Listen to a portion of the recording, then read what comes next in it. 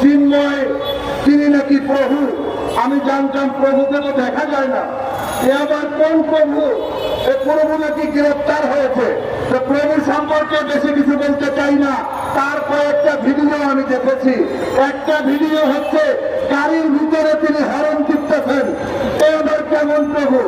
আরেকটা দেখলাম ছোট ছোট বাচ্চারা, তারা অভিযোগ করেছে তিনি নাকি তাদেরকে বলৎকার করেছে। আমরা মনে আছে মাওলানা মামুনুল হককে তার স্ত্রী সহ গ্রেপ্তার করে তাকে যেভাবে নিপীড়ন করা হয়েছে, বাংলাদেশের 18 কোটি মানুষের পরিচয় আঘাত করা হয়েছিল, সেদিন কিন্তু আমরা নিশ্চিত ছিলাম বন্ধুরা। আমরা দেখেছি বাবু বৈশাখ চন্দ্র রায়কে হত্যার উদ্দেশ্যে হামলা করা হয়েছিল, সেদিন সেনাবাহিনীরা কোথায় ছিল? যেদিন বিশ্বজিৎকে কুপিয়ে কুপিয়ে হত্যা করা হয়েছে, সেদিন সেনাবাহিনীরা কোথায় ছিল?